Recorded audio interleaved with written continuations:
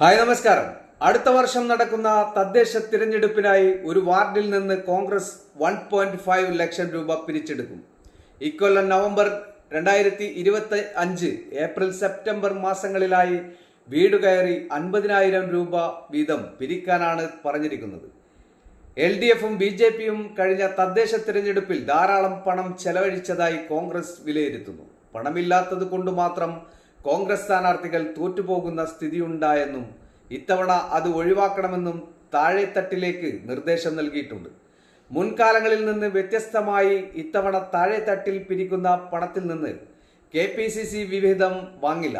Fund സമാഹരിക്കുന്ന party കമ്മിറ്റികൾക്ക് തന്നെ അത് തിരിച്ചു കൊടുക്കുന്ന രീതിയാണ് പരീക്ഷിക്കുക.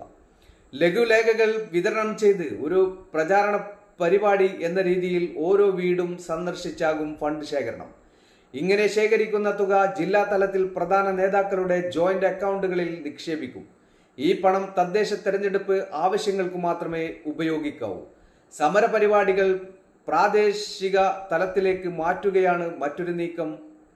ദേശീയ സംസ്ഥാന അടിസ്ഥാനത്തിൽ അത്യാവശ്യം നടത്തേണ്ട പരിപാടികൾ ഒഴികെ പാർട്ടിയുടെ സമരങ്ങൾ ഇനി പഞ്ചായത്ത് വാർഡ് തലത്തിലാകും സംഘടിപ്പിക്കുക.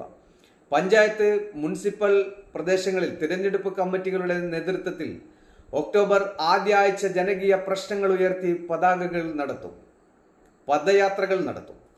പഞ്ചായത്ത്, നഗരസഭ, ജില്ലാ തലങ്ങളിൽ പ്രമുഖരെ പങ്കെടുപ്പിച്ച് വികസന സെമിനാറുകളും സംസ്ഥാനതല വികസന കോൺഗ്രസും സംഘടിപ്പിക്കും. താഴെ തലങ്ങളിൽ തദ്ദേശ തെരഞ്ഞെടുപ്പിന് മുന്നോടിയായും സംസ്ഥാന തലത്തിൽ നിയമസഭാ തെരഞ്ഞെടുപ്പിന് മുമ്പുമാകും ഇത് സംഘടിപ്പിക്കുക.